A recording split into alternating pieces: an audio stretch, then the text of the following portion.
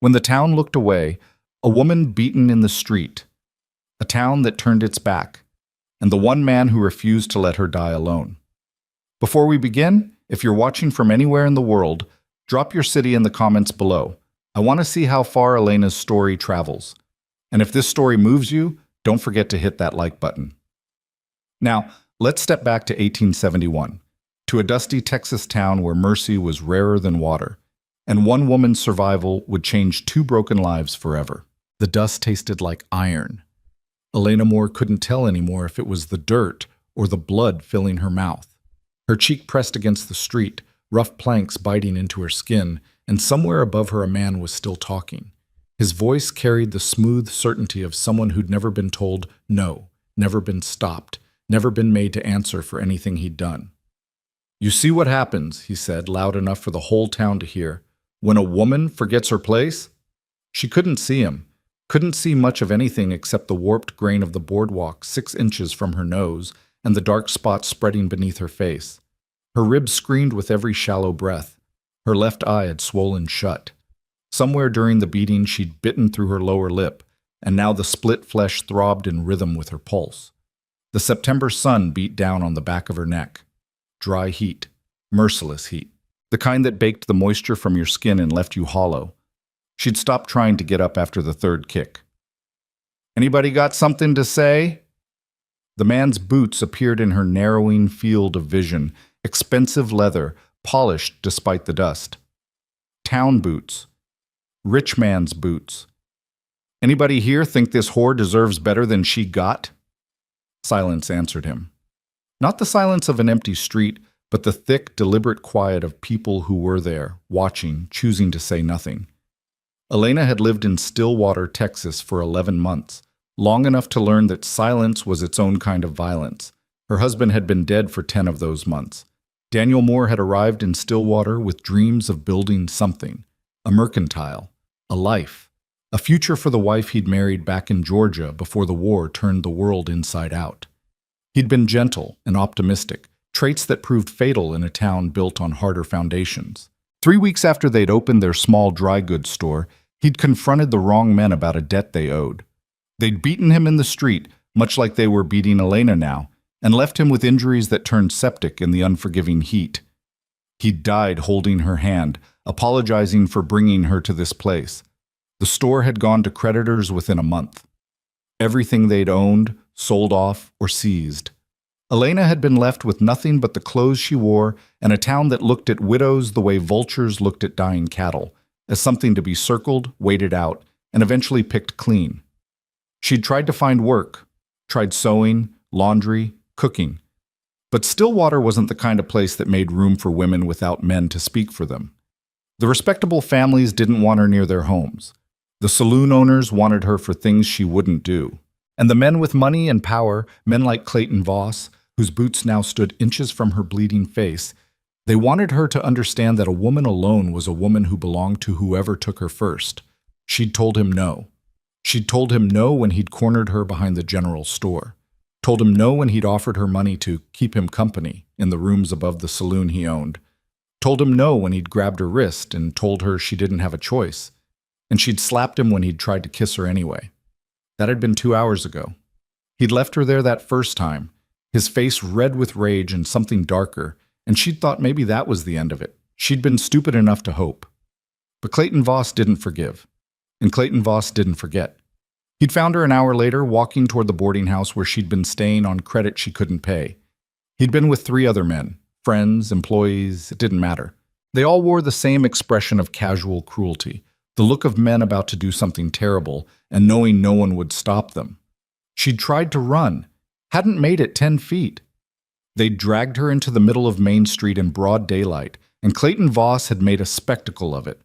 He'd announced her crimes to anyone within earshot, that she was a prostitute, a thief, that she'd tried to steal from him and then struck him when he'd confronted her. All lies, but lies delivered with the confidence of a man who knew his word outweighed hers 1,000 to 1. Then he'd hit her. The first blow had come open-handed across her face, hard enough to snap her head sideways and fill her mouth with blood. The second had been a fist to her stomach that folded her in half and sent her to her knees. After that, it had become a blur of boots and fists and pain, while Clayton Voss narrated her punishment like a preacher delivering a sermon. And the town had watched. She could feel them now, a presence at the edges of her fading consciousness. Shopkeepers in doorways, women clutching their children, cowboys leaning against hitching posts, all of them witnesses, all of them silent. "Get up," Clayton said above her. His voice had lost some of its theatrical quality. Now he just sounded annoyed, like she was a dog that wouldn't learn its lesson. "Get up so we can finish this proper." She didn't move. Couldn't move. Her body had stopped obeying her somewhere around the fourth or fifth kick to her ribs. "I said get up." A boot connected with her shoulder, rolling her partially onto her back. The sky wheeled above her, bleached white with heat and too bright to look at. She closed her good eye and waited for the next blow. It didn't come. Instead, she heard something new. The jingle of a bridle, the heavy footfall of a horse walking up the street, and then a voice, low and rough, shaped by years of dust and distance. "That's enough." The words cut through the hot air like a blade through fabric. Simple, absolute, the kind of statement that didn't invite discussion. Elena forced her eye open, squinting against the glare. A man sat on a big bay horse at the edge of the crowd, maybe 20 feet from where she lay bleeding in the dirt. He was tall in the saddle, broad-shouldered, wearing clothes that had seen hard use and harder country. His hat sat low on his brow, casting his face in shadow, but she could see his eyes, gray as winter sky and just as cold. He was looking at Clayton Voss the way a man might look at a snake he was deciding whether to shoot. Clayton turned, and Elena saw his expression shift. Irritation gave way to something more careful, more calculated. He knew this man, and whatever he knew, it made him think before he spoke. "This isn't your concern, Rowan." Rowan. The name meant nothing to Elena, but it clearly meant something to Clayton, and to the crowd. She felt the quality of the silence change, tension replacing indifference. "Seems like it is," the man called Rowan said. He hadn't raised his voice, but somehow it carried anyway. "Seems like you're beating a woman in the street and calling it justice." "This is town business, legal business." Clayton's hand had drifted to his belt, not quite touching the pistol holstered there, but close. "She's a thief and a whore, and she struck me, under territorial law. Under any law worth a damn, you're a coward and a liar." The crowd drew breath as one. Clayton's face went dark red. "You better watch your mouth, Rowan. You don't have the reputation you used to. You're just another rancher now, and not even a successful one. You've got no authority here." "Don't need authority to stop a beating." Rowan shifted slightly in his saddle, and the movement made his coat fall open just enough to reveal the revolver on his hip. "Not a threat exactly, just a fact. Don't need permission to call a thing what it is." "You making this your fight?" "Already is my fight." Rowan's gaze dropped to Elena for the first time, and something flickered in those cold eyes. Not pity, something harder than that. Recognition, maybe. The look of someone who'd seen this scene before and hated what it said about the world. "Soon as I rode into town and saw you kicking a woman half to death while grown men stood around watching," Clayton laughed, but it sounded forced. "So what? You gonna take her, make her your problem, if that's what it takes? She's nothing, Rowan. No family, no money, no use to anyone. You want to waste your time on a dead woman walking, that's your funeral." "Then we're done here." Rowan dismounted in one smooth motion, landing light despite his size. He crossed the space between them with the rolling gait of a man who'd spent more time on horseback than on foot, and he didn't stop until he stood between Clayton and Elena. "You got something else to say? Say it now. Otherwise, step back." For a long moment, Clayton didn't move. His hand hovered near his gun, and Elena could see him weighing his options, could see the calculations running behind his eyes, reputation, risk, witnesses. Finally, his hand dropped. "She's yours then. Your problem. Don't come crying when she steals from you or spreads her legs for someone with deeper pockets." "Get out of my sight," Rowan said quietly, "before I stop being polite." Clayton opened his mouth, thought better of it, and turned on his heel. His men followed, and the crowd began to disperse, quickly, quietly, like people who just remembered they had somewhere else to be. Within a minute, the street was empty except for Elena and the stranger standing over her. Rowan knelt beside her, moving slowly, keeping his hands visible. Up close, she could see his face clearly for the first time. He was older than she'd thought, maybe 40, maybe more. His face was weathered and hard, carved by sun and wind and years of living rough. A scar ran from his left eyebrow into his hairline. His jaw was dark with several days of stubble, but his eyes, when they met hers, held something she hadn't expected. Kindness. "Can you hear me?" he asked. She managed a small nod, the movement sending fresh spikes of pain through her skull. "Good. That's good." He pulled off his bandana and pressed it gently against the worst of the bleeding on her face. "I'm going to get you out of here, get you somewhere safe. Can you stand?" "Don't. No," she whispered. Her voice came out broken and raw. "That's all right. We'll figure it out." He slipped one arm under her shoulders, the other beneath her knees, and lifted her as easily as if she weighed nothing at all. "I've got you. You're going to be all right." She wanted to believe him, wanted to trust that kindness in his eyes, that certainty in his voice. But trust was a luxury she'd lost months ago, and belief had died with her husband in a rented room that stank of sickness and failure. "Why?" she managed to ask as he carried her toward his horse. "Why? Help me." Rowan looked down at her, and for just a moment, she saw something break through that weathered exterior. Something that looked like pain, like memory. "Because nobody helped someone I loved once," he said quietly, "and I've regretted it every day since." He settled her carefully onto his horse, then swung up behind her. His arm came around her waist, holding her steady against his chest, and she felt the solid warmth of him at her back. Felt safe for the first time in so long she'd almost forgotten what it felt like. "Where are you taking me?" she asked as he turned the horse away from town. "My ranch. It's about an hour's ride. You can rest there, heal there. And when you're ready, we'll figure out what comes next." "I can't pay you. Didn't ask you to." He nudged the horse into a slow walk, mindful of her injuries. "All I'm asking is that you hold on and don't die on me. Think you can do that?" She didn't answer, couldn't promise something she wasn't sure was in her power to give, but she leaned back against him and closed her eye and let herself be carried away from Stillwater, from the town that had watched her die, from the life that had beaten her down and left her bleeding in the dust. Behind them, the town grew smaller. Ahead, the hills rose brown and endless under the white-hot sky. And between them, a woman who'd lost everything and a man who'd stopped running from his ghosts rode toward something neither of them could yet name, but both of them desperately needed: a second chance. The ride passed in fragments. Elena drifted in and out of consciousness, aware of motion and heat and pain, but nothing solid enough to hold on to. Once, she surfaced enough to realize the sun had shifted, that they were climbing now into rougher country where the air smelled of cedar and dry grass. Another time, she felt water against her lips and drank without opening her eyes, trusting the hand that held the canteen. Mostly, she just hurt. Every jolt of the horse's gait sent fresh agony through her ribs. Her face throbbed, her head pounded, and beneath it all ran a deeper pain, the kind that couldn't be blamed on fists or boots. The pain of knowing she'd been alone in that street, that no one had cared, that if this man hadn't happened along, she would have died there and been forgotten before sunset. "Almost there," Rowan said at one point, his voice a low rumble against her back. "Just a little further." She didn't respond, didn't have the strength. When they finally stopped, she felt him dismount and lift her down with the same careful strength he'd shown in town.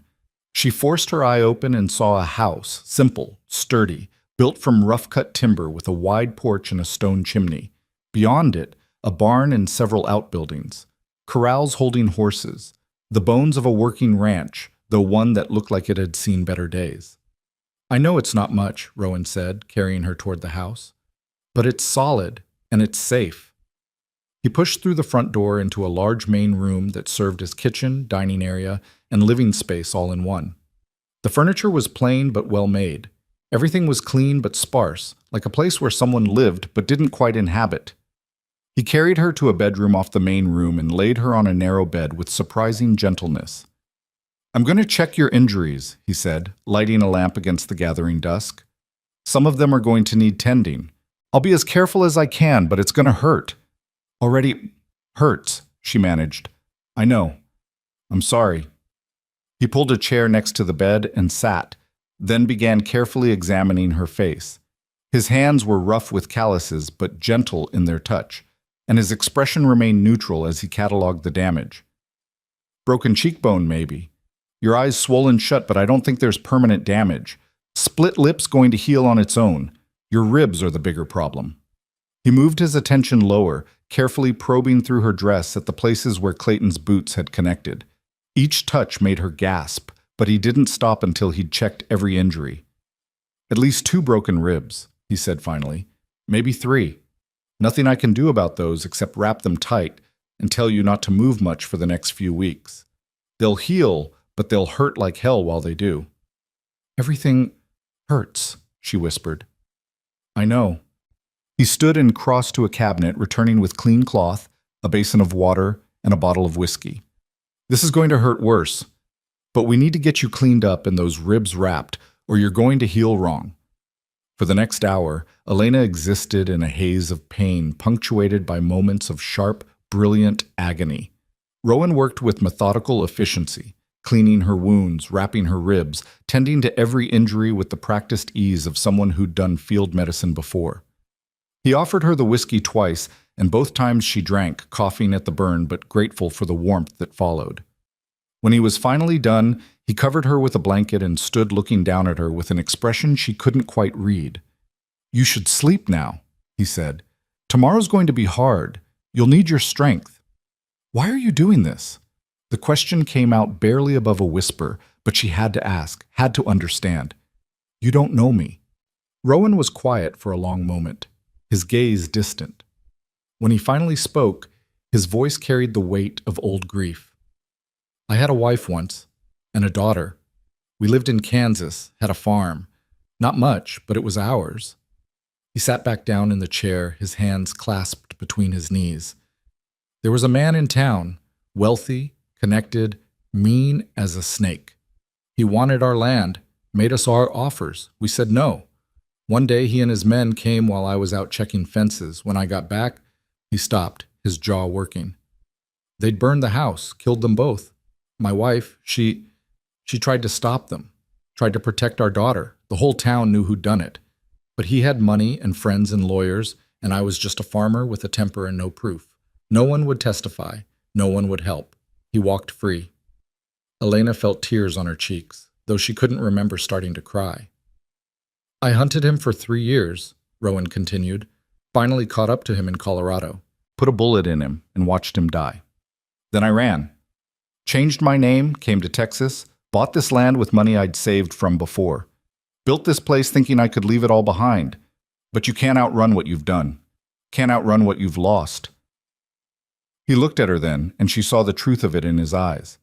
The guilt, the rage, the hollowness that came from surviving when everyone you loved was gone.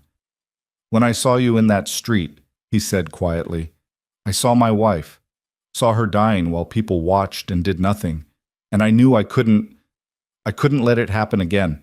Couldn't be one of the people who looked away. I'm sorry, Elena whispered, for what happened to you. And I'm sorry for what happened to you. He stood moving toward the door. Get some rest. I'll be in the next room if you need anything. Rowan? He paused in the doorway. Thank you, she said, for stopping, for helping me, for seeing me. He nodded once, sharp and brief, then left the room and closed the door softly behind him.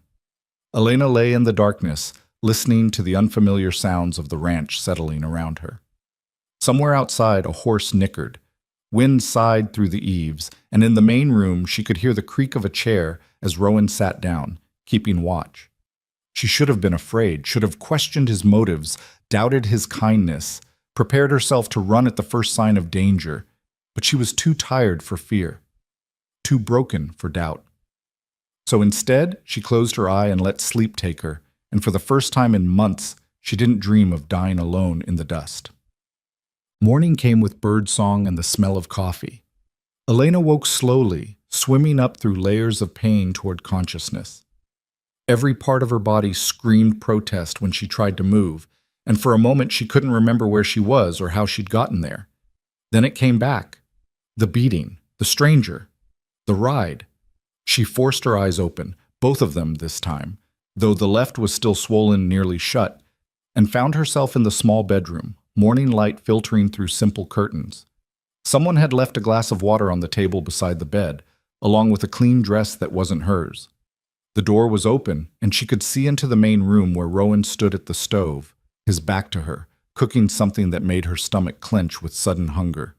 She tried to sit up and immediately regretted it. The movement sent white-hot pain through her ribs, and she couldn't suppress a gasp.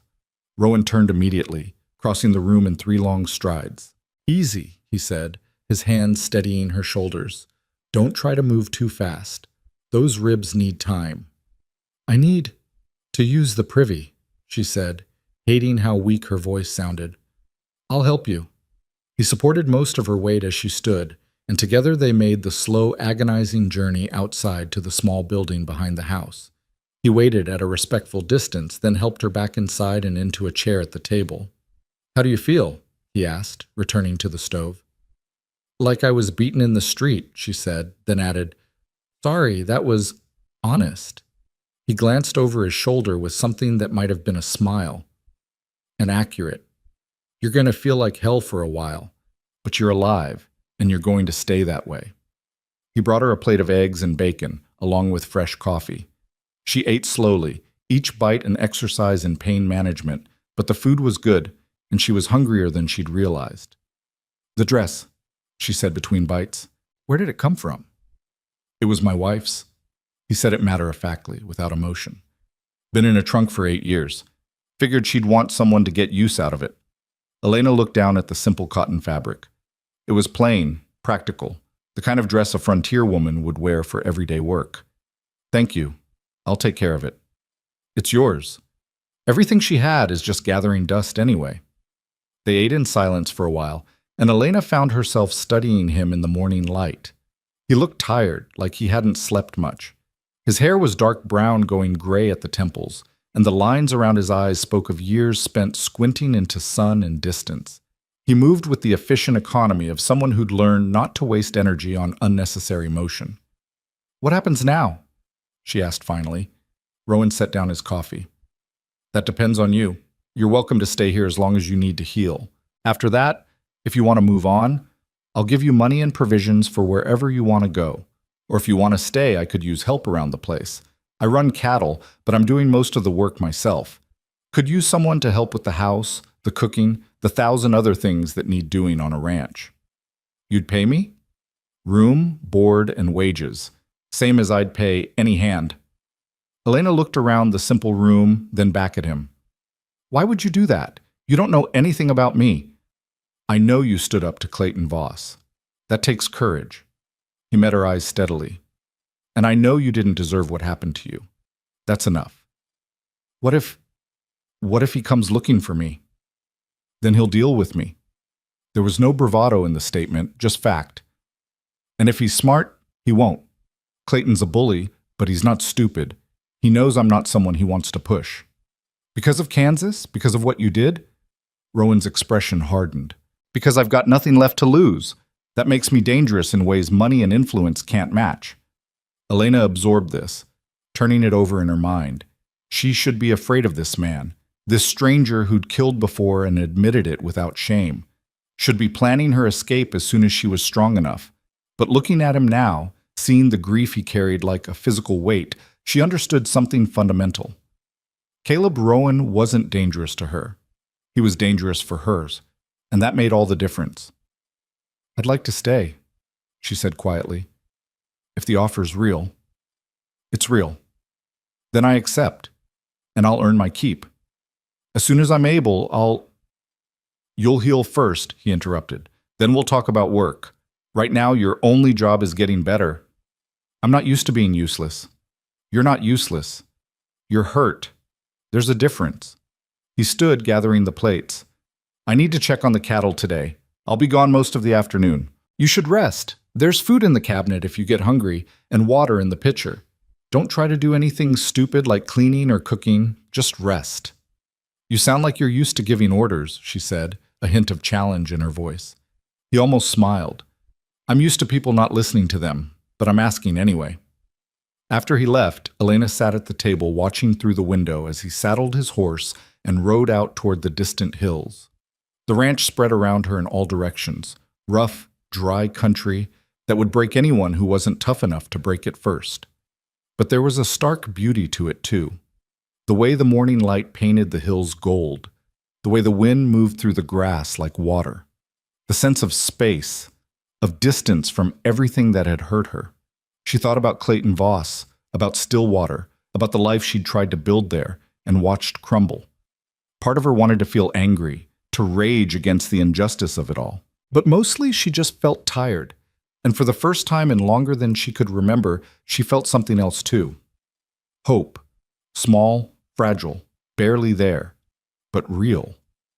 She stood carefully, every movement measured against her injuries, and made her way back to the bedroom. The bed called to her, and she didn't fight it. She lay down, pulled the blanket over herself, and let sleep take her again. Outside, the wind sang through the eaves. And somewhere in the hills, a lone rider pushed deeper into the wilderness, carrying his ghosts with him, like old friends he couldn't quite leave behind. Elena healed slowly. The first week passed in a blur of sleep and pain, her body demanding rest while it knit itself back together. Rowan kept his distance, respectful of her space, but he was always there when she needed him, helping her walk, bringing her meals, changing the dressing on her worst wounds. He didn't talk much, and she was grateful for that. Silence was easier than conversation, less demanding than trying to explain herself or her past, or what she'd become in Stillwater. But gradually, as her strength returned, they began to share more than just space. It started small, questions about the ranch, about the work that needed doing. She learned that Rowan ran about 200 head of cattle on land that could have supported twice that many, that he did most of the work himself, riding fence line and checking water and moving the herd as the seasons demanded, that he'd built this place with his own hands, every board and beam and nail, trying to create something solid enough to hold back his grief. Why cattle? She asked one evening as they sat on the porch watching the sunset paint the hills purple and gold. Seemed like honest work, he said, something that needed doing, and cows don't care about your past or what you've done. They just care if you feed them and keep them safe. Is that what you wanted? Something that didn't care? He was quiet for a long moment. Maybe at first. Now, I don't know. Maybe I just wanted something I could keep alive. The honesty of it struck her. She thought about her own losses, her own failures, about Daniel dying in her arms, apologizing for dreams that had turned to dust, about the months after, when she'd tried so hard to survive and found nothing but closed doors and cruel hands. I couldn't keep anything alive either, she said softly. My husband, my marriage, even myself almost. But you're here now. That counts for something. Does it? Or am I just postponing the inevitable? Rowan turned to look at her, and his eyes held that same fierce certainty she'd seen in Stillwater. You survived something that should have killed you. That's not nothing. And what you do with that survival, that's up to you. But don't mistake staying alive for giving up. They're not the same thing. By the second week, Elena was strong enough to help around the house. She started small, washing dishes, sweeping floors, preparing simple meals. Rowan protested at first, but she insisted. You said I could earn my keep, she reminded him. Let me start earning it. You're still healing. I'm always going to be healing from something, she said. Might as well be useful while I do it. He relented, and she threw herself into the work with quiet determination. The house had been neglected, not dirty but lifeless, and she slowly began to bring warmth back into it. Curtains were washed and rehung. Floors were scrubbed. The kitchen was organized and stocked properly. Rowan watched these transformations with something like wonder, as if he'd forgotten a house could be more than just shelter. It's starting to look like a home, he said one afternoon, surprising her. It is a home, she corrected gently. It just needed someone to remember that. The third week brought the first real test. Elena had been hanging laundry on the line behind the house, moving carefully but with growing confidence when she heard horses approaching. Her hands stilled on the wet fabric, her heart suddenly hammering against her healing ribs. She'd been so focused on recovery, on the quiet rhythm of ranch life, that she'd almost let herself forget there was a world beyond these hills, a world that might come looking. She stepped around the corner of the house and saw 3 riders coming up the long drive. Not Clayton Voss. She would have recognized his expensive horse and arrogant bearing, but strangers were almost as dangerous out here, and she felt fear climb up her throat like bile. Rowan emerged from the barn, a shovel still in his hand. He didn't hurry, didn't show alarm, but Elena could see the way his body changed, the subtle shift in his posture, the alertness in his movements. He set the shovel against the barn wall, within easy reach, and walked out to meet the riders. Elena stayed where she was, half hidden by the house, watching. The lead rider was a large man with a sheriff's badge pinned to his vest. The other 2 wore no marks of authority, but they carried themselves like men comfortable with violence. Cowboys, maybe, or something harder. "Caleb Rowan," the sheriff said, reining in his horse. His voice carried easily across the yard. "Been a while." "Sheriff Marcus." Rowan's tone was neutral, neither friendly nor hostile. "What brings you out this way?" "Had some questions about a woman. Heard you took someone from Stillwater a couple weeks back." Elena's breath caught. "What's your interest?" Rowan asked. "Clayton Voss filed a complaint. Says you took a woman who stole from him. Says he wants her returned to face justice." "Clayton Voss is a liar." Rowan said it flatly, without heat. "The woman didn't steal anything. He beat her half to death in the street because she wouldn't spread her legs for him. I stopped him from finishing the job." Sheriff Marcus shifted in his saddle. "That your version?" "That's the truth. You want another version? Go ask the 50 people who stood and watched it happen."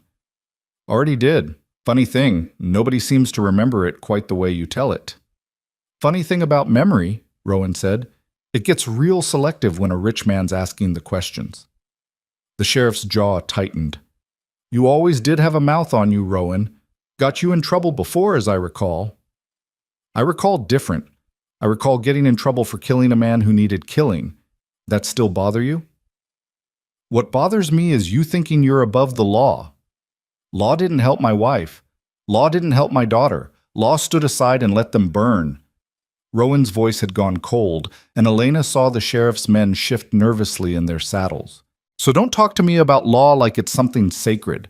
It's just another tool, and like any tool, it's only as good as the man using it. That's dangerous talk. It's honest talk.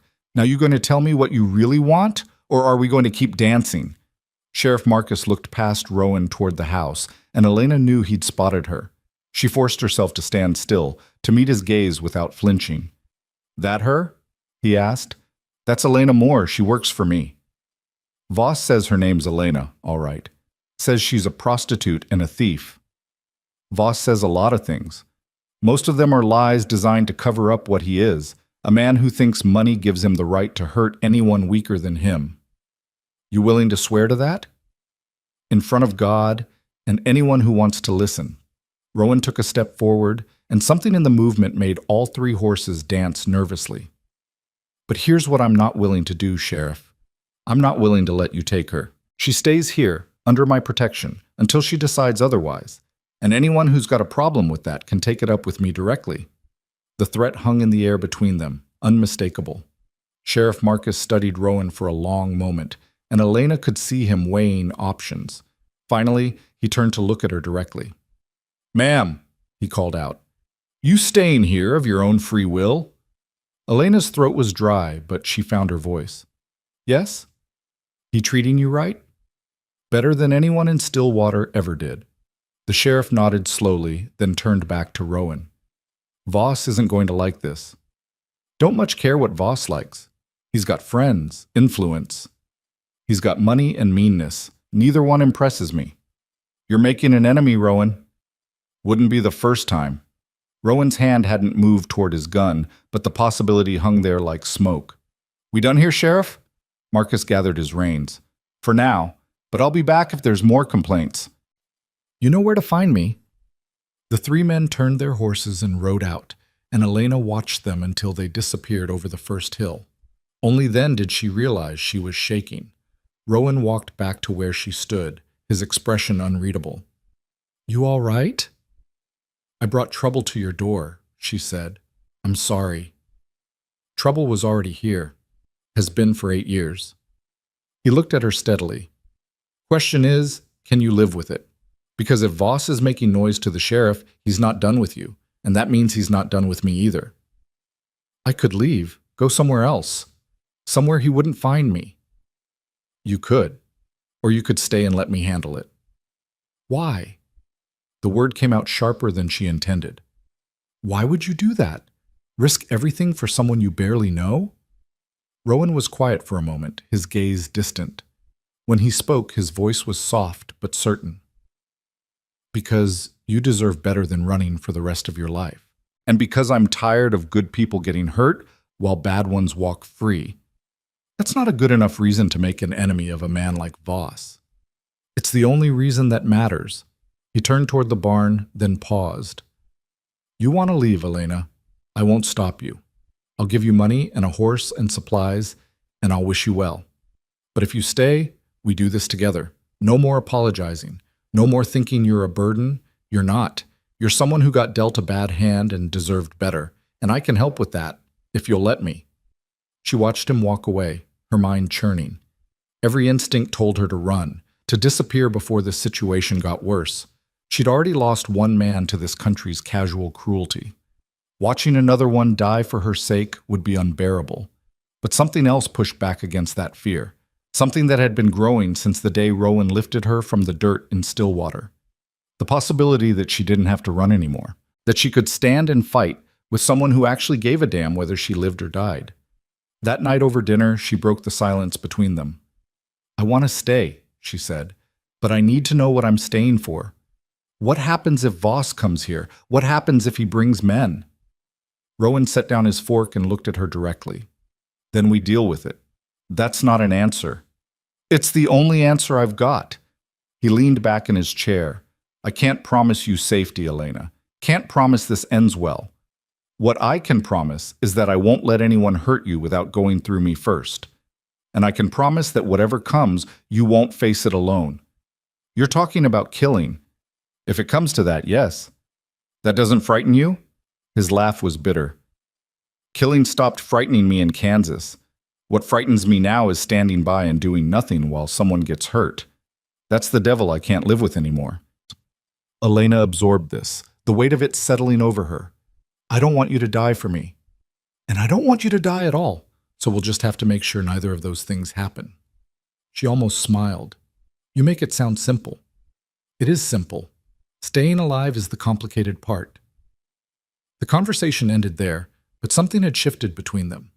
An understanding, unspoken but solid. They were in this together now, whatever this turned out to be.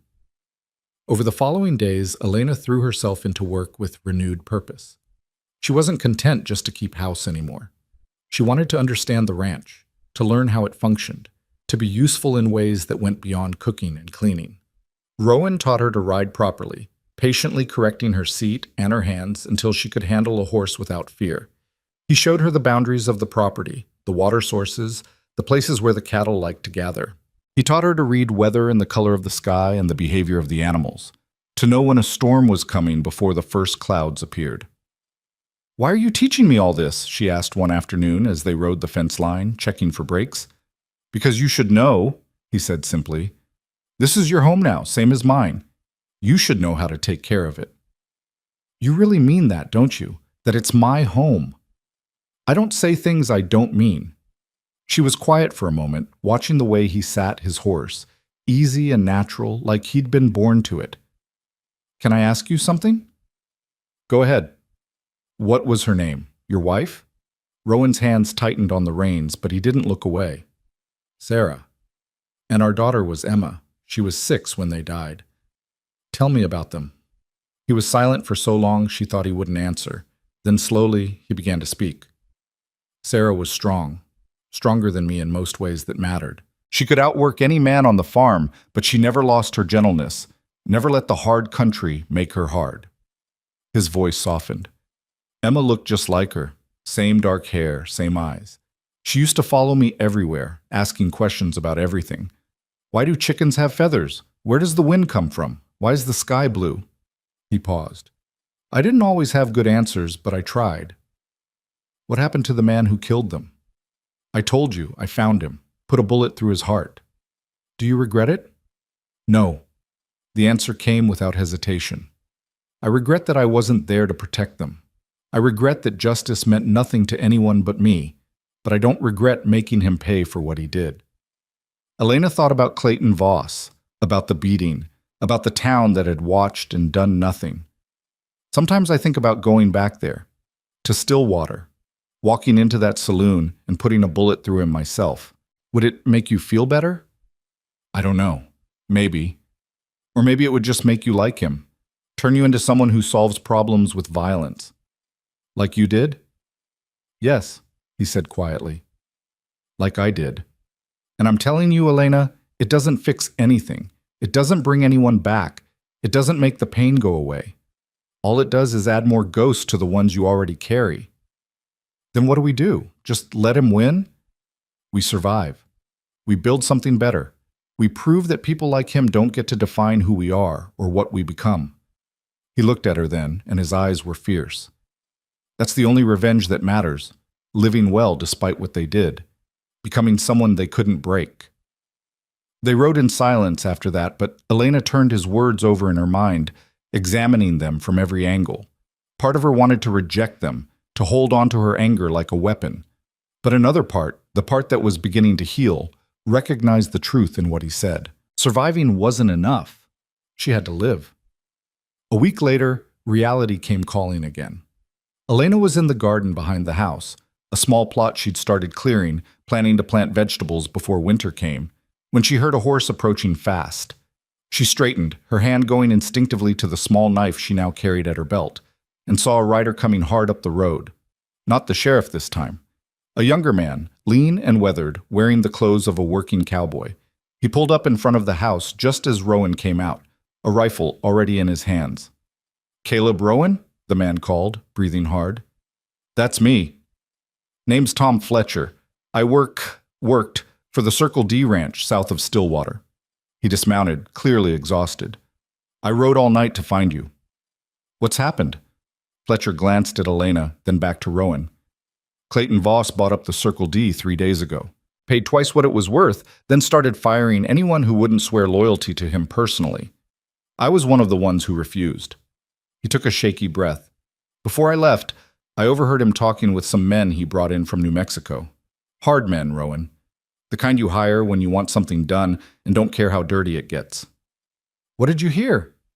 "He's planning to come for you, and for her." Fletcher nodded toward Elena.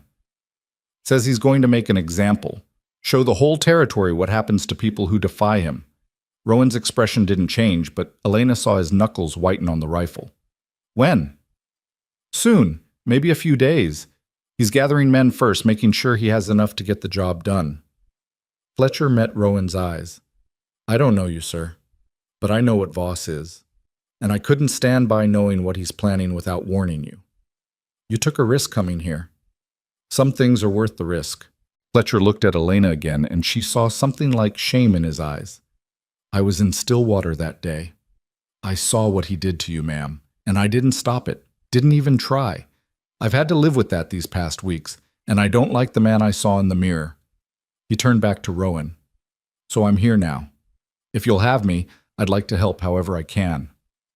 Rowan studied him for a long moment. "You know what you're asking. If you stand with us, Voss will come for you too. I'm already on his list just for quitting. Might as well be there for a good reason. Can you shoot?"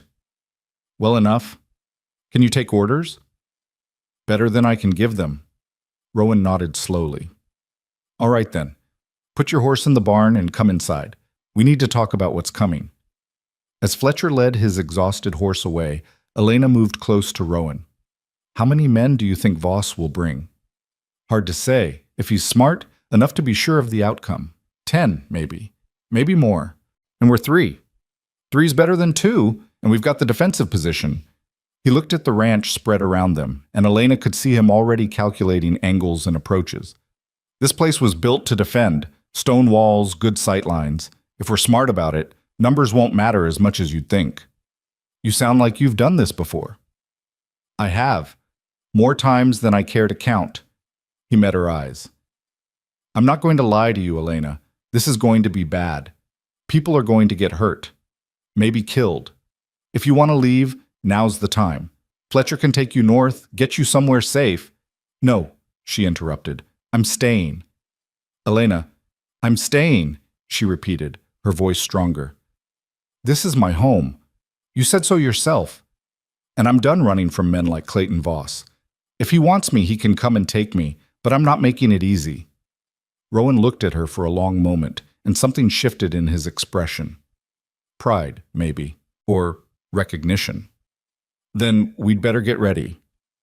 The next 3 days passed in focused preparation. Rowan had Fletcher ride the property line, checking for places where riders could approach unseen. Elena helped stockpile supplies, food, water, ammunition, in the house and barn. They moved anything flammable away from the buildings and filled barrels with water in case of fire. Rowan taught Elena to shoot properly, spending hours with her behind the house until she could hit a target at 50 yards more often than not. Her hands shook the first time she fired the rifle, the kick bruising her still tender shoulder.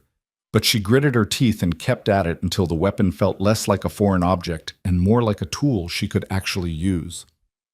You're a natural, Fletcher said one afternoon, watching her put 3 shots in a tight group on the target. Most people flinch right before they pull the trigger. You don't. I learned not to flinch a long time ago, she said quietly. In the evenings, the 3 of them sat at the kitchen table and talked strategy. Rowan sketched maps on paper, showing approaches and firing positions. They discussed scenarios, planned responses, tried to anticipate every possibility. The house is stone, so fire won't work easily, Rowan said. They'll try to pin us down, cut us off from water and supplies. If we let them surround us, we're done. So we don't let them, Fletcher said. We hit them before they're set, disrupt their approach. That means going out to meet them. Risky. Everything about this is risky. Elena looked at both men. But sitting here waiting to be attacked seems worse than taking the fight to them. Rowan nodded slowly. Agreed. But we'll need to know when they're coming, where they're coming from. I can ride out tomorrow, Fletcher offered. Scout the approaches, see if I can spot them before they get close. Do it, and be careful. Voss isn't stupid. He might have scouts of his own. The next morning, Fletcher rode out before dawn. Elena watched him go, then turned to find Rowan standing beside her. Are you afraid? She asked. Yes, he said simply. Fear's what keeps you alive, long as you don't let it control you. I keep thinking about your daughter, about Emma, how scared she must have been. Rowan's jaw tightened. Every day. But I can't change what happened to her. All I can do is make sure it doesn't happen to someone else. Is that what I am to you? A second chance? He turned to look at her, and his eyes held more emotion than she'd seen in them before. You're not a second chance, Elena. You're your own person with your own life and your own choices. But helping you, protecting you, maybe that's my second chance, a chance to be the man I should have been 8 years ago. She reached out and took his hand, surprising them both. His palm was rough with calluses, warm and solid. You're a good man, Caleb Rowan. Whatever happens, I want you to know that. He squeezed her hand gently, then let go. Let's make sure we both live long enough for it to matter. Fletcher returned near sunset, riding hard. Rowan and Elena met him in the yard, and the news was written on his face before he spoke. They're coming, he said, dismounting. I saw them maybe 10 miles south, 12 men, well armed. They're moving slow, but they'll be here by tomorrow afternoon at the latest. 12, Rowan said quietly. Voss isn't taking chances. There's more. I recognize some of them. They're not ranch hands or cowboys. They're gunmen, professional killers. Elena felt ice in her stomach. He's not planning to arrest me. He's planning to execute us all. That's what it looks like. Fletcher's face was grim. I'm sorry I brought this to your door. You didn't bring it, Rowan said. Voss did, and now we deal with it. He looked at both of them. Listen to me, both of you. What's coming tomorrow is going to test everything we are.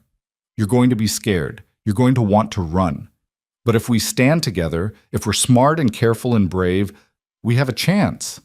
Not a good chance, maybe, but a chance. What's the plan? Elena asked. Rowan's smile was hard. We make them regret coming here. They spent that evening in careful preparation, speaking little, each lost in their own thoughts. Elena cleaned weapons and checked ammunition. Fletcher inspected the horses and prepared supplies for a possible retreat. Rowan walked the property one last time, committing every detail to memory. As full dark fell, they gathered in the house and barred the doors. No one suggested sleep. They sat at the table, a lamp burning low between them, and waited for dawn. At some point in the small hours, Elena spoke into the silence. If I don't get a chance to say it later, thank you, both of you, for seeing me as worth fighting for. You are worth fighting for, Fletcher said. I should have proven that weeks ago in Stillwater. I'm glad I get the chance now. Rowan said nothing, but he reached across the table and covered her hand with his own. And in that simple gesture, Elena felt more seen, more valued, more human than she had in all the months since Daniel died. Whatever tomorrow brought, she wouldn't face it alone.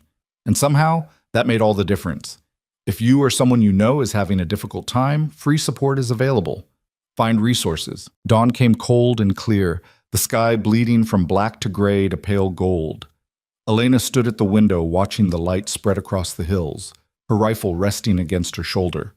Behind her, Rowan and Fletcher moved through the house with quiet efficiency, checking weapons, positioning supplies, preparing for what was coming.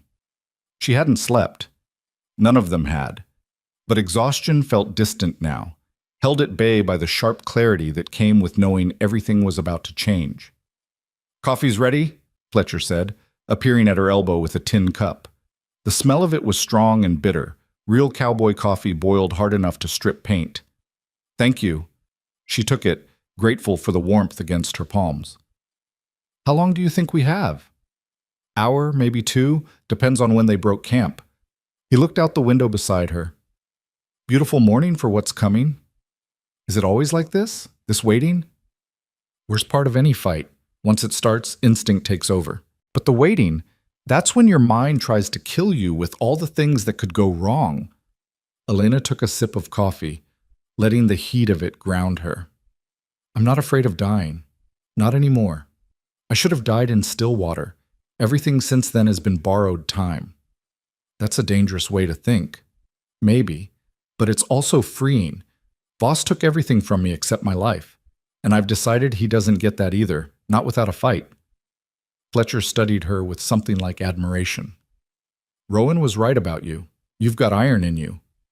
I've got nothing left to lose. That's different than iron. Sometimes they look the same from the outside. Rowan joined them at the window, his own coffee in hand. In the growing light, Elena could see the lines of fatigue around his eyes, but also something harder. Battle readiness, maybe. The focus of a man who'd been here before and knew what it cost. I want you both to understand something, he said quietly. When they come, there's going to be a moment where you think we can't win, where the odds look impossible and running seems like the only choice. That's when men like Voss win, not because they're stronger, but because good people give up. He looked at each of them in turn. I need you to promise me you won't give up, no matter how bad it gets. I promise, Elena said immediately. Same, Fletcher added. We're in this to the end. Good. Rowan set down his cup.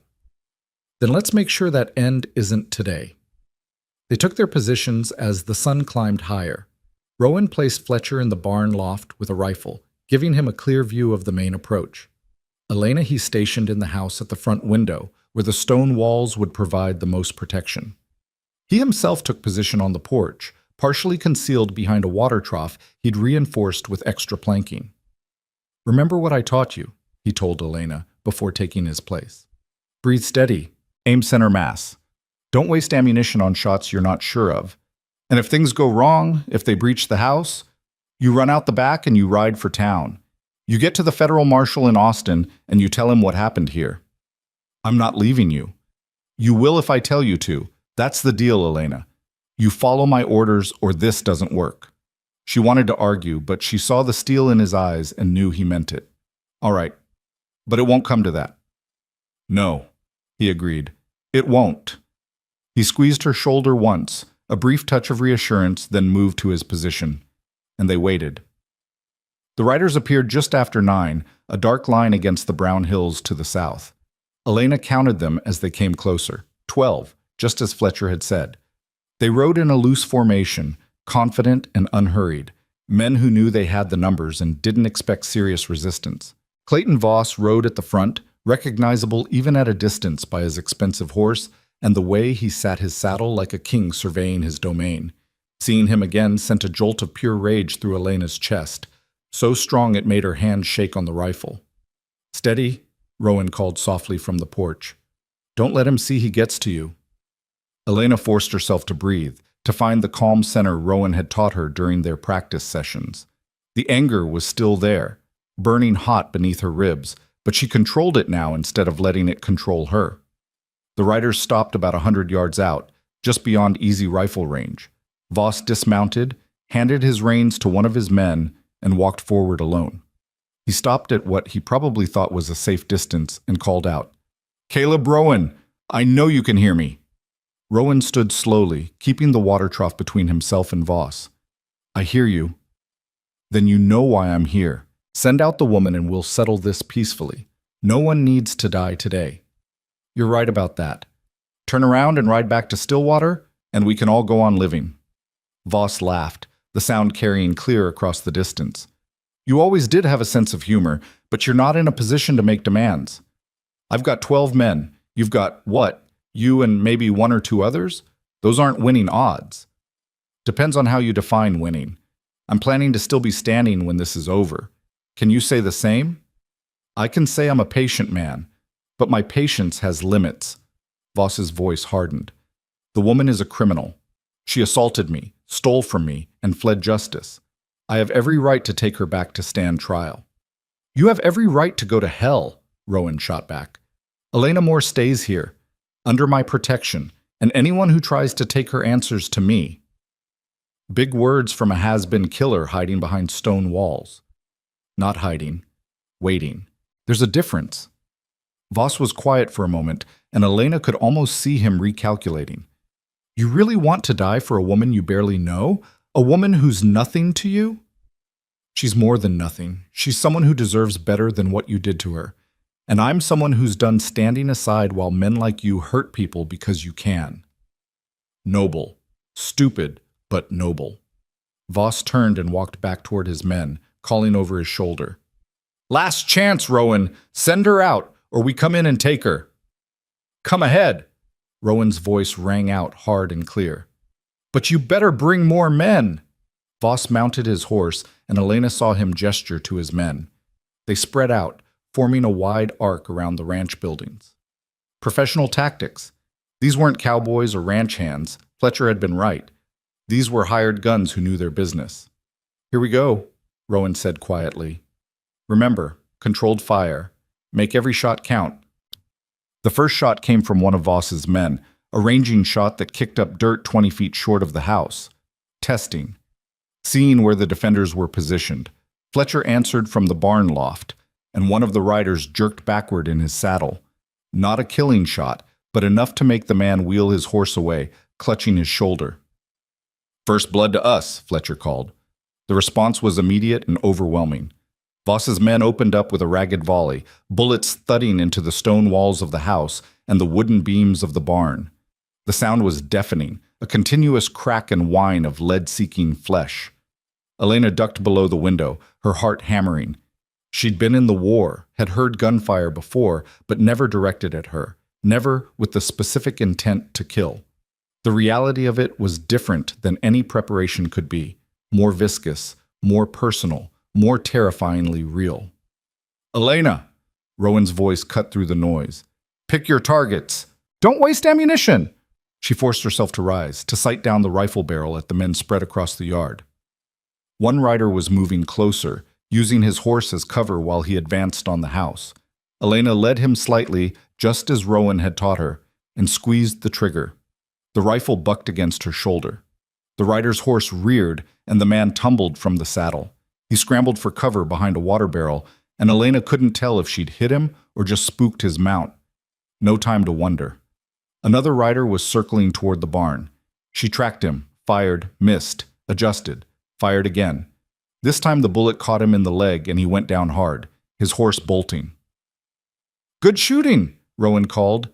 He fired twice in quick succession, and one of Voss's men dropped without a sound. The attack intensified.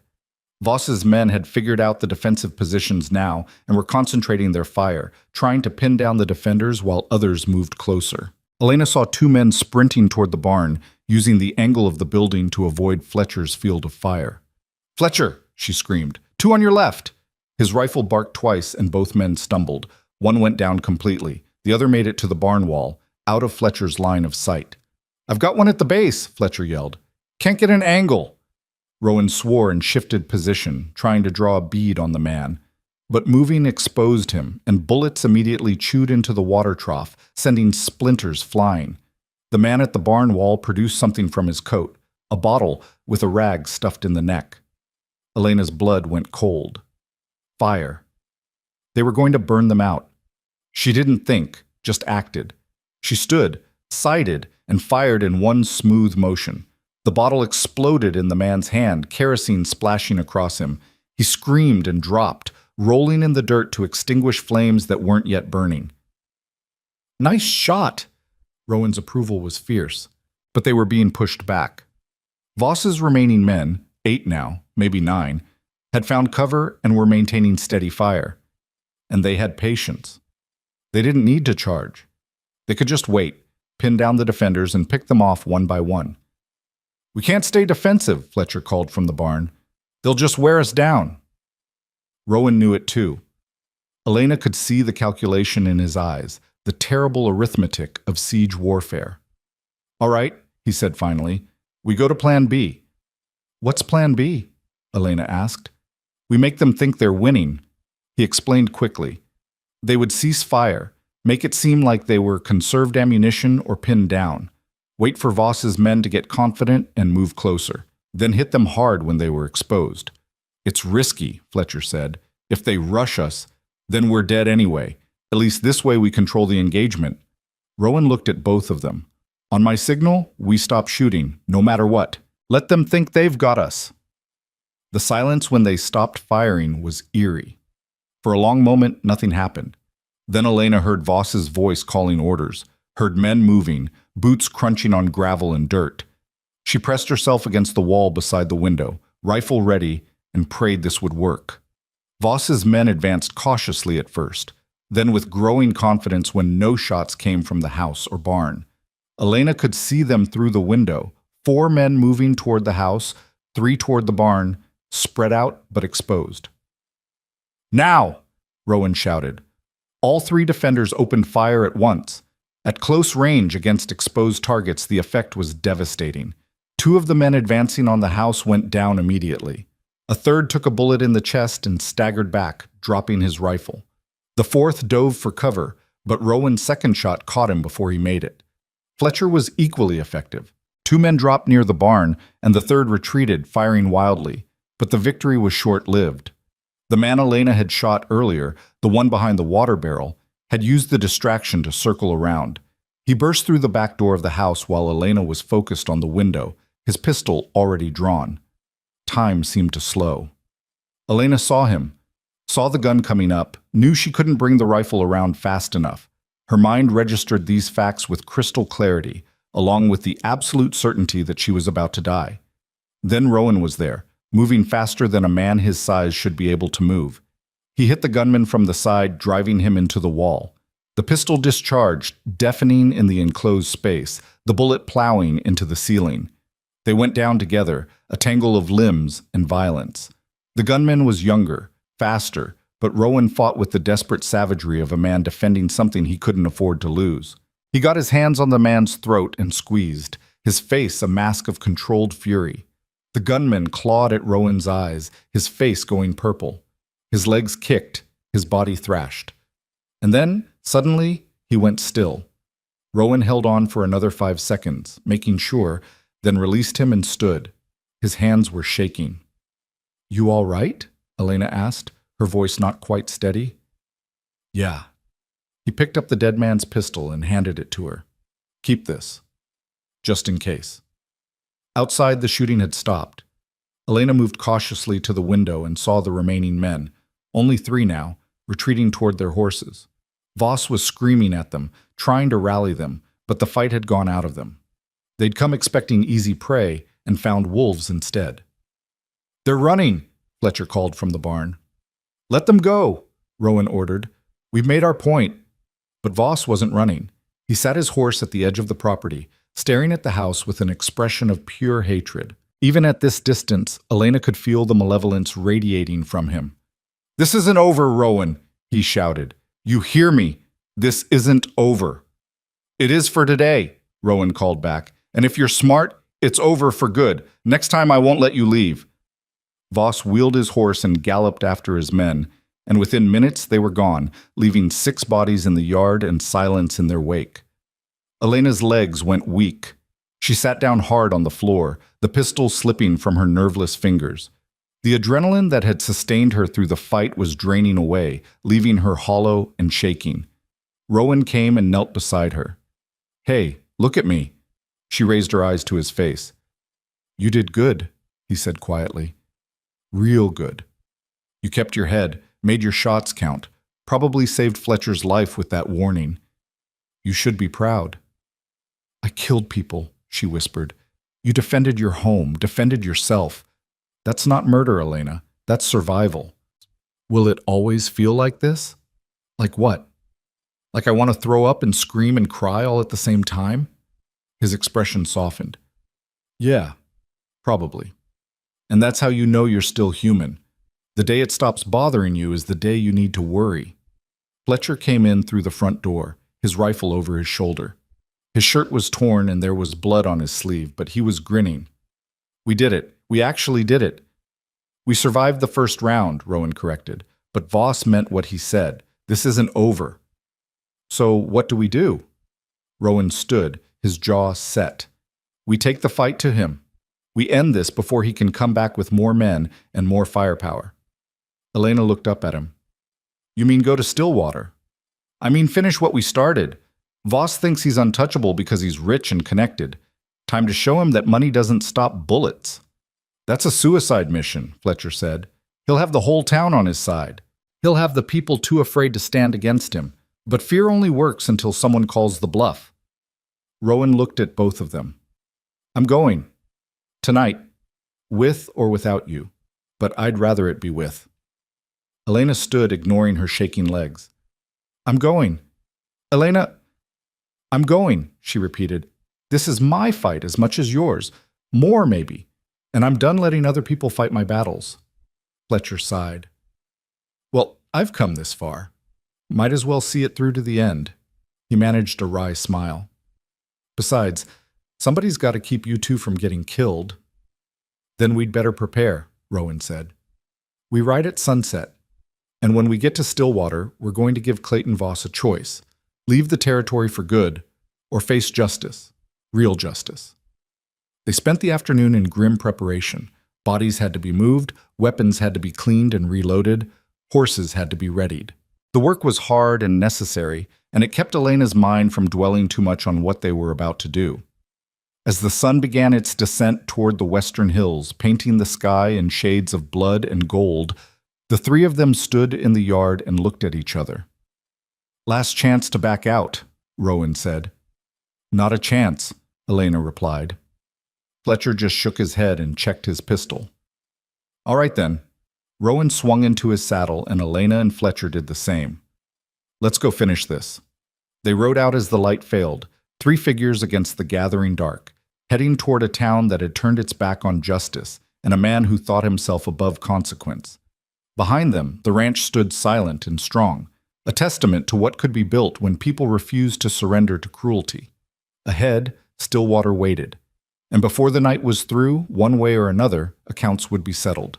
The ride to Stillwater took them 3 hours through rough country, following old cattle trails that skirted the main road. Rowan set a hard pace, pushing them toward something that felt inevitable now, like a storm that had been building since the day he'd pulled Elena from the dirt. They didn't talk much. There wasn't much to say. Each of them knew what they were riding into, knew the odds weren't good. But sometimes the right thing to do wasn't the safe thing, and they'd all made their peace with that. The moon was high when they finally saw the lights of Stillwater spread across the valley below them. From this distance, it looked almost peaceful, just another frontier town trying to scratch out existence from hard ground. But Elena knew better now. Knew that beneath the lamplit windows and the sounds of pianos from the saloons, there was rot. The kind that came from good people choosing comfort over courage, silence over truth. Voss will be at his saloon, Rowan said, studying the town. The Lucky Diamond, right? That's right, Elena confirmed. 2 stories, sits on the corner of Main and 3rd. He's got rooms upstairs where he conducts his business. Probably where his men are too, the ones who made it back. Fletcher shifted in his saddle. So, how do we do this? Ride in shooting? We ride in talking, Rowan said. We give him a chance to surrender, to leave peacefully. If he takes it, fine. If not, he let the sentence hang. You really think he'll surrender? Elena asked. No, but I want the people of Stillwater to see we tried. Want them to know we gave him every chance. Rowan's eyes were hard in the moonlight. When this is over, I want there to be no question about who was in the right. They rode down into the valley, approaching the town from the west. It was late enough that the streets were mostly empty, just a few horses tied up outside the saloons and the sound of raucous laughter from behind closed doors. They tied their horses 2 buildings down from the Lucky Diamond and approached on foot. Through the windows, Elena could see men drinking, playing cards, the usual business of a frontier saloon. And there, at a corner table, sat Clayton Voss surrounded by his remaining men. He saw them the moment they pushed through the doors. The room went quiet as a grave. Voss's face went from shock to rage to something colder in the space of 3 heartbeats. He stood slowly, his hand hovering near his pistol, his eyes locked on Rowan. The 3 men with him, survivors from the ranch attack, pushed back their chairs and spread out, creating angles. Professional moves from professional killers. You've got some nerve walking in here, Voss said, his voice carrying across the silent room. After what you did today. After what I did? Rowan's laugh was sharp and humorless. You brought 12 men to kill 3 people and got sent running with your tail between your legs. That's not on me. That's on you for thinking money made you bulletproof. You murdered 6 of my men. I defended my home. There's a difference. Rowan took 2 steps further into the room, and Elena noticed how the other patrons were edging toward the walls, getting clear of the line of fire. But I'm not here to argue the past. I'm here to talk about the future. I'm listening. Voss's hand stayed near his gun. You've got 2 choices. First choice is you pack up tonight, leave this territory, and never come back. You go somewhere else, start over, and we never see each other again. And the second choice? I kill you right here and let the law sort out who was in the right. The room seemed to hold its breath. Elena could hear her own heartbeat, feel the weight of the pistol at her hip. Beside her, Fletcher had positioned himself to cover Voss's men, and she could see the concentration in his eyes, the readiness. Voss smiled, and it was the coldest thing Elena had ever seen. You think you can just walk into my town, threaten me in my own establishment, and walk out alive? You've lost your mind, Rowan. Your town? Rowan gestured around the room.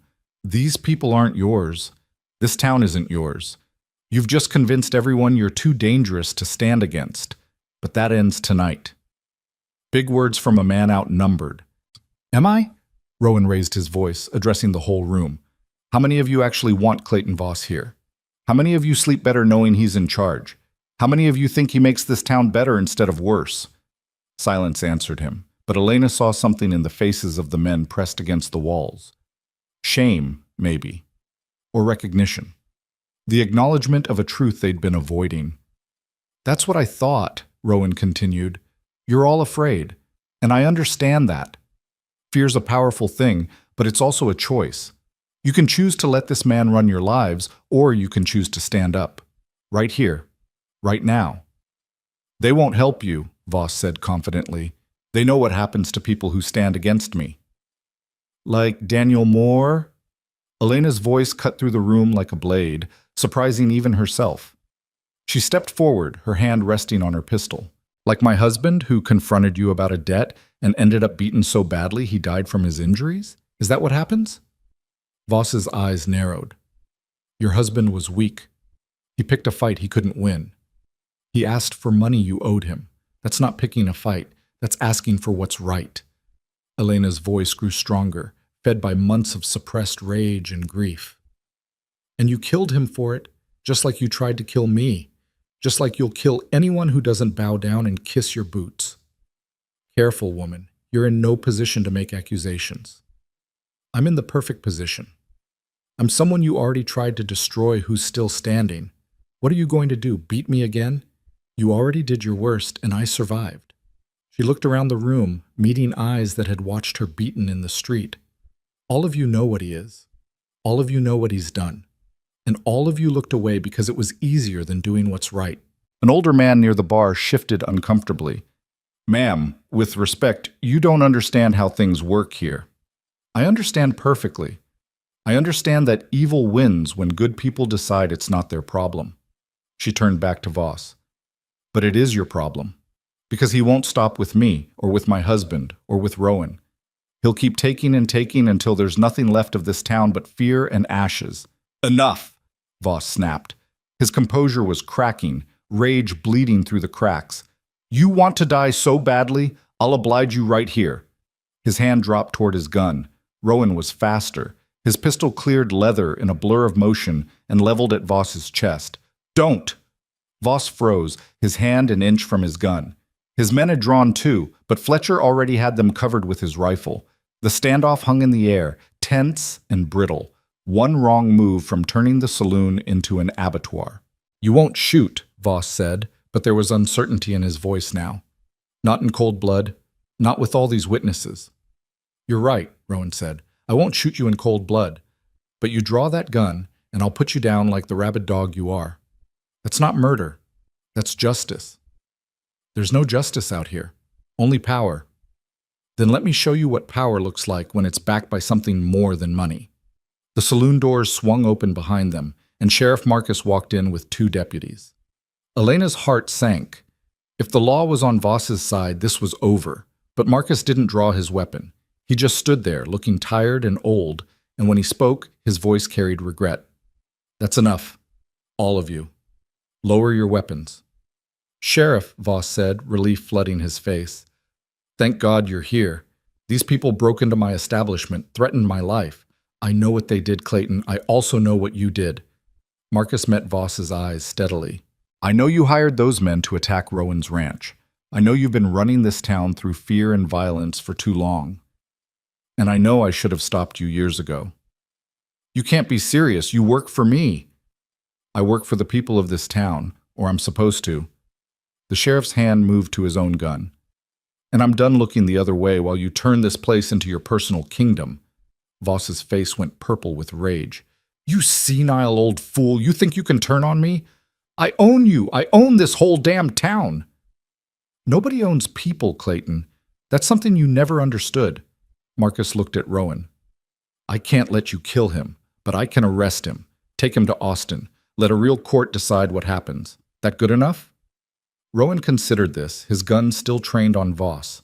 Elena could see him weighing it, the need for revenge against the promise of actual justice. Finally, slowly, he lowered his weapon. That's good enough. Long as he stands trial for everything he's done. He will! You have my word!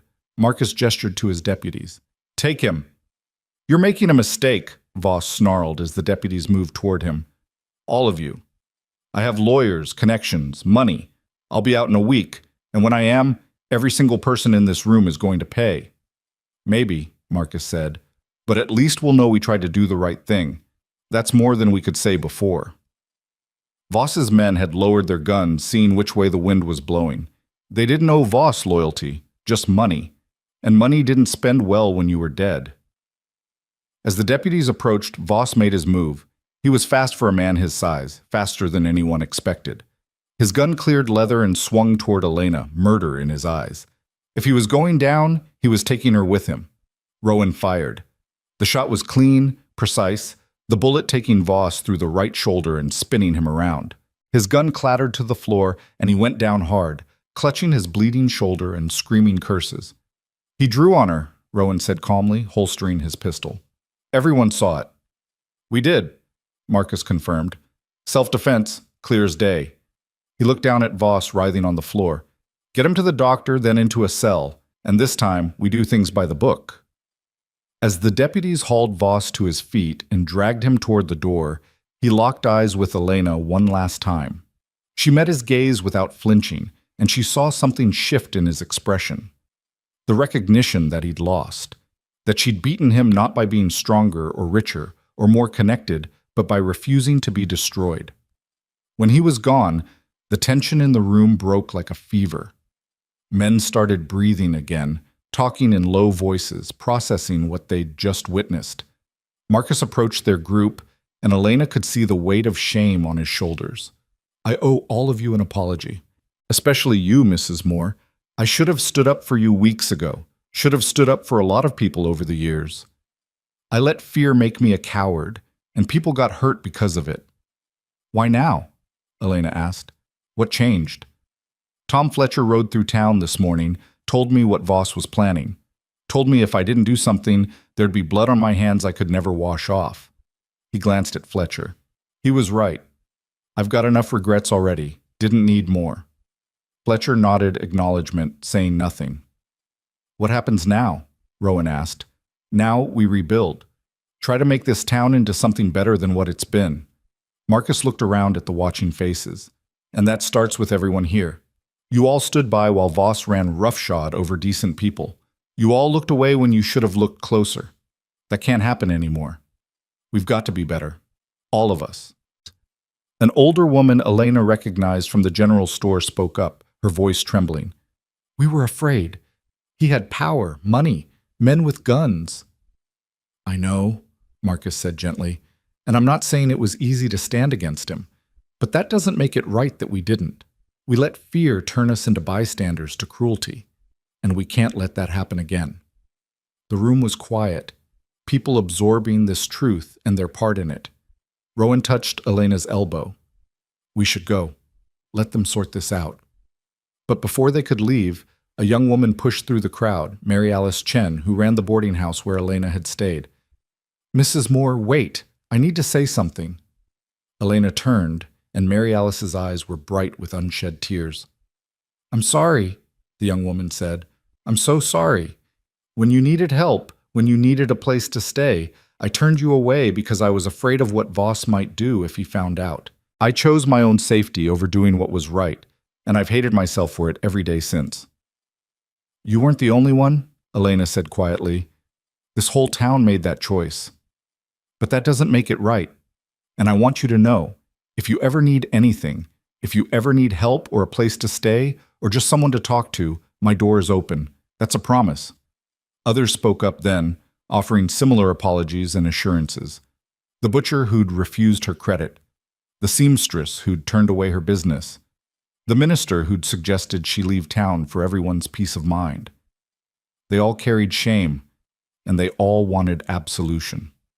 Elena listened to them, and she felt something unexpected rising in her chest. Not forgiveness, exactly. It was too soon for that, the wounds too fresh. But maybe the beginning of understanding. They were human, flawed and frightened, and they'd made the wrong choices. But they were trying to acknowledge that now, trying to do better. Thank you, she said finally. All of you. I appreciate the apologies, and I hope you mean what you're saying about change, because words are easy. It's the doing that's hard. We'll do better, the minister said. Starting now, starting with making sure justice actually happens this time. Marcus nodded. I'll personally escort Voss to Austin tomorrow. Make sure he stands trial for everything, your husband's death, the assault on you, the attack on Rowan's ranch, all of it. See that you do, Rowan said. His voice was hard but not unkind. Because if he walks, if he comes back here, then all this talk about change and justice won't mean a damn thing. He won't walk. Not this time, Marcus extended his hand. You have my word. Rowan shook it, a gesture of tentative trust, then turned to Elena and Fletcher. Come on, let's go home. They walked out into the night, and Elena felt the cool air on her face like a blessing. Behind them, the saloon had erupted in conversation, people talking over each other, trying to make sense of what had happened and what it meant. But Elena wasn't thinking about them anymore.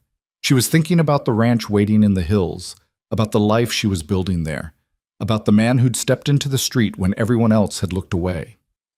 They rode most of the way in silence, each lost in their own thoughts. It was Fletcher who finally spoke, his voice carrying a note of wonder. "Did we actually do it? Did we actually win?" "We survived," Rowan corrected. "Whether we won depends on what happens next, on whether that town actually changes, whether Voss actually faces justice." "But you gave them the chance," Elena said. "You could have killed him, could have made it simple and final, but you gave them the chance to do the right thing."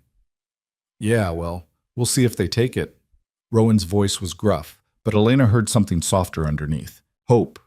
Maybe. Or at least the possibility of it. When they finally reached the ranch, the sky was beginning to lighten in the east, that deep blue that came before dawn. They unsaddled the horses in weary silence, and Fletcher headed for the barn. "I'll take the loft again tonight," he said. "If that's all right, don't quite trust that this is over yet." "Good idea," Rowan agreed. "We'll spell each other. 4-hour watches until we know Voss is actually in custody." After Fletcher left, Elena and Rowan stood in the yard, watching the stars fade. She was exhausted, running on nothing but adrenaline and willpower, but she didn't want to go inside yet, didn't want this moment to end. "Thank you," she said quietly, "for everything, for saving my life, for giving me a home, for making me feel like I was worth fighting for." "You were always worth fighting for," Rowan said. "You just needed someone to see it." "Why did you see it? When everyone else looked away?" He was quiet for a long moment, his gaze distant.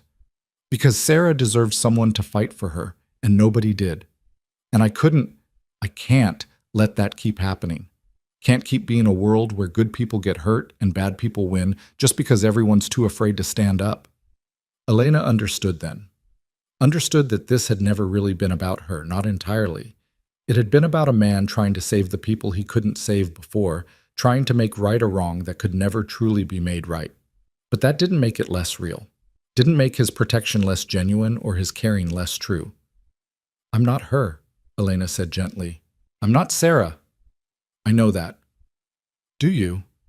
"Because sometimes I think you see her when you look at me, see the woman you couldn't save."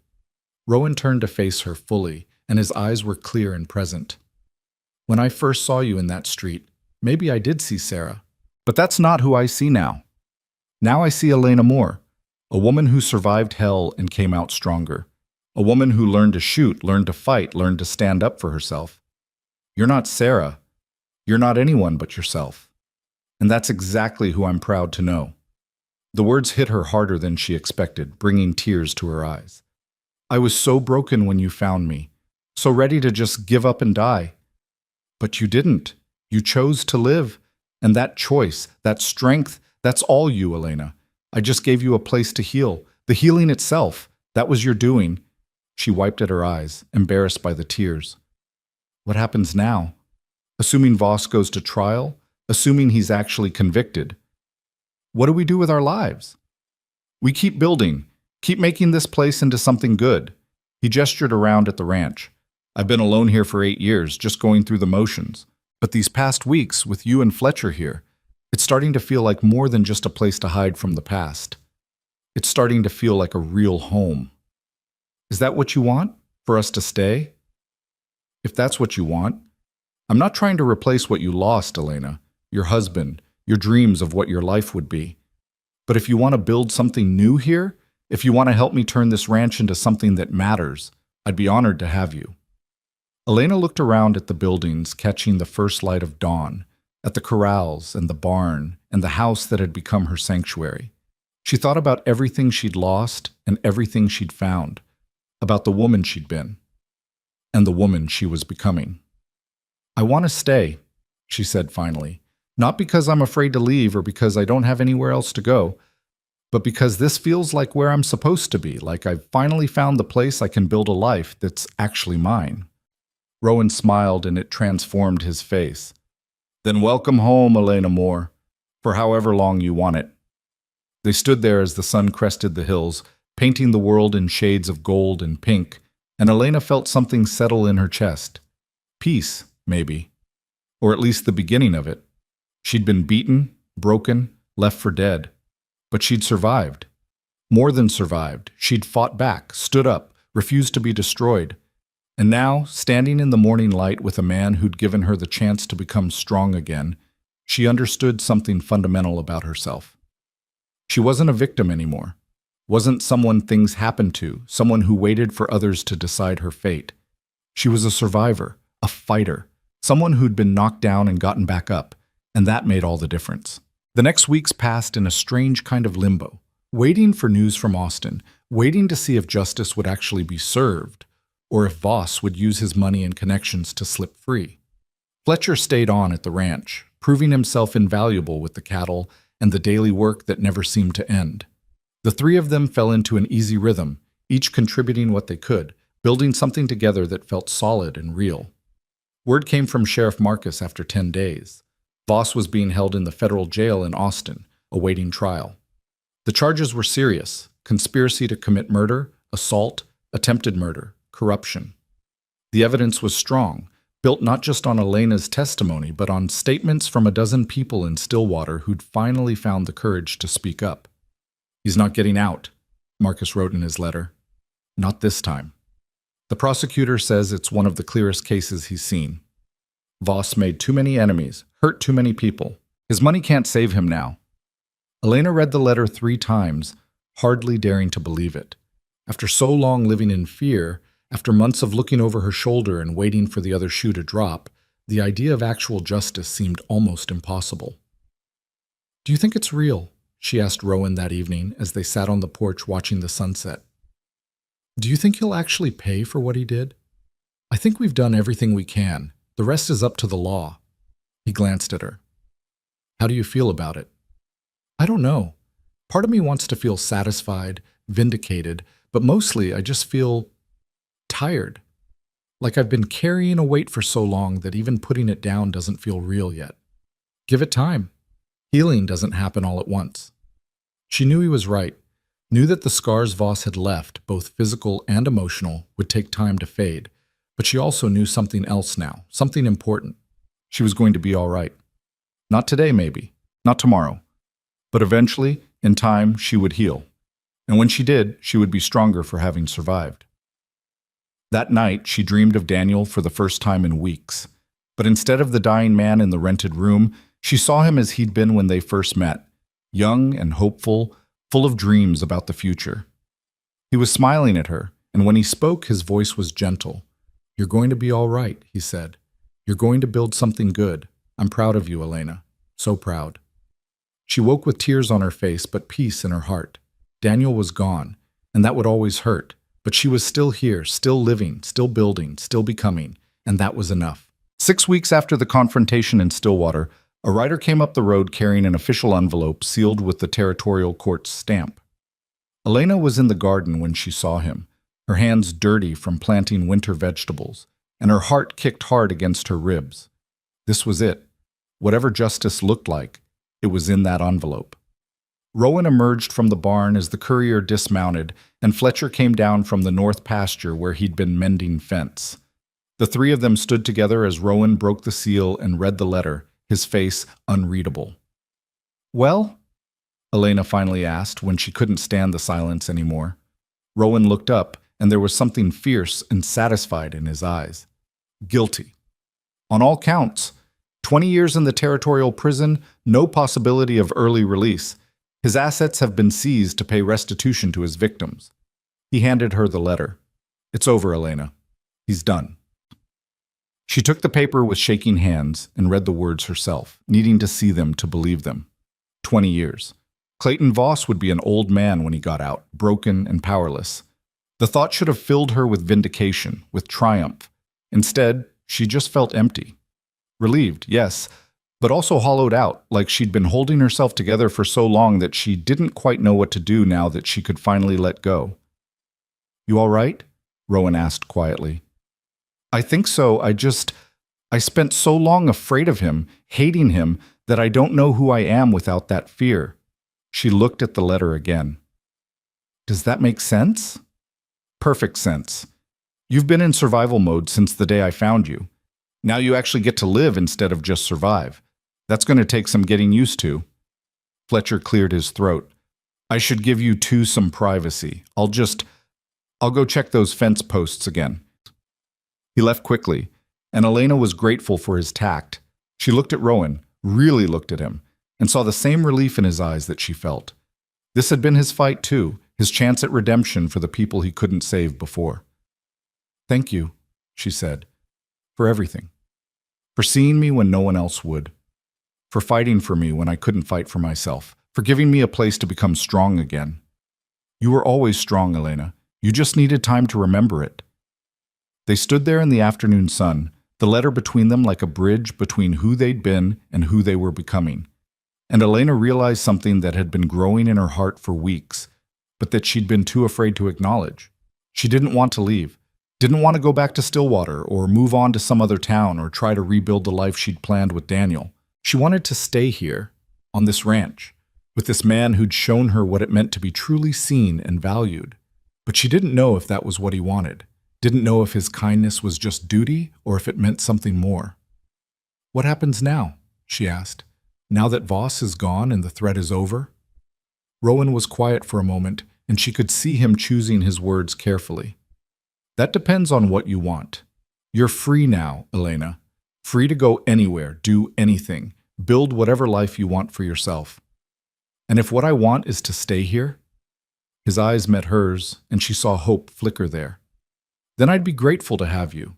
This place, it's been just a house for 8 years, but with you here, it started to feel like a home again. Just as a housekeeper? The question came out before she could stop it, bold and vulnerable at once. Rowan stepped closer, and when he spoke, his voice was rough with emotion. You know it's more than that. Has been for a while now. I tried to keep it professional, tried not to let myself feel things I had no right to feel. You'd been through hell, and the last thing you needed was some broken-down rancher making things complicated. What if I want complicated? Do you? Because I need you to be sure, Elena. I'm not an easy man. I've got ghosts that won't ever fully leave me alone, and I've done things I can't take back. If you stay, if this becomes something more, I need you to know what you're getting into. She reached out and took his hand, feeling the calluses on his palm, the strength in his fingers. I know exactly what I'm getting into. I'm getting a man who saved my life when he didn't have to. Who taught me to be strong again, who made me feel like I was worth something when the whole world had told me I wasn't. That's what I'm getting into, Caleb. And I want it, if you do. He looked at her for a long moment, and she saw the war happening behind his eyes. The fear of moving on, of betraying his first family's memory by finding happiness again. The guilt of surviving when they hadn't. The terror of opening himself up to loss one more time. Then something shifted. A decision made. A door opened. I do, he said quietly. I want it more than I've wanted anything in 8 years. But I'm scared, Elena. Scared of losing someone I care about again. Scared of not being enough. We're both scared. But maybe that's okay. Maybe being scared just means we're brave enough to try anyway. She squeezed his hand. I'm not asking you to forget Sarah and Emma. I would never ask that. I'm just asking for a chance to build something new alongside what you had before. Not instead of it. Alongside it. Rowan pulled her into his arms then, holding her close, and Elena felt something inside her finally, fully relax. This was home. Not the ranch, not the house, but this. Being held by someone who saw all of her, the broken parts and the strong parts, and valued both equally. We'll take it slow, he said into her hair. Figure things out as we go. No rush, no pressure. Just seeing where this leads. That sounds perfect. They stood there for a long time, holding each other while the sun tracked across the sky and the ranch settled around them. Eventually, Fletcher came back, took one look at them, and grinned. About damn time, he said. I was beginning to think you two would dance around each other forever. Rowan laughed, actually laughed, and the sound of it was like sunlight breaking through clouds. That obvious? To everyone but you two, apparently. Fletcher shook his head. So what's the plan now? Do I need to start building a second house for my old bachelor self? You're not going anywhere, Elena said firmly. This ranch needs 3 people to run it properly, and you're part of this now. Part of this family. The word hung in the air, family. It was a bold claim, maybe too bold, but looking at these 2 men, the ones who'd stood with her when the world fell apart, Elena knew it was true. They were her family now, cobbled together from loss and survival and the determination to build something better. Family, Fletcher repeated softly, and his eyes were bright. I like the sound of that. The weeks that followed were some of the best of Elena's life. The trial was over, the threat was gone, and for the first time in longer than she could remember, she could simply exist without fear. She threw herself into the work of the ranch with renewed energy, learning everything Rowan and Fletcher could teach her about cattle, about the land, about the 1,000 small tasks that kept a place like this running. She also began to reclaim parts of herself she'd lost.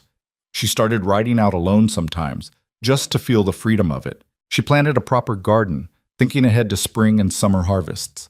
She even started writing again, something she'd loved before Daniel died, but had abandoned in the grinding struggle for survival. And slowly, carefully, she and Rowan built something between them. It wasn't rushed or dramatic. There were no grand declarations or sweeping gestures. Instead, it was built in quiet moments, hands touching as they passed tools, conversations that stretched late into the night, the comfortable silence of 2 people who didn't need words to understand each other. One evening, about 3 months after the trial, they were sitting on the porch watching the stars come out when Rowan reached over and took her hand. I've been thinking, he said, about the future, about what I want this place to become. And what do you want? I want it to be more than just a ranch. I want it to be a place where people who've been broken down can come and heal, where someone running from a bad situation can find safety and work and a chance to start over. He looked at her. The way you did? Elena felt her throat tighten. That's a beautiful idea. I can't do it alone. Would take both of us, all 3 of us really, to make it work. But I think it matters. I think maybe that's what this place was always supposed to be, and I was just too caught up in my own grief to see it. Then let's do it. Let's build that. She squeezed his hand. We could start small. Maybe take on 1 or 2 people at first. People Fletcher hears about in town or that the sheriff knows about. Give them honest work, fair wages, a place to get back on their feet. You're sure? It won't be easy. Some of them will have hard stories, might bring their own trouble. I'm sure, because someone did it for me, and it saved my life. Now I want to do the same for someone else.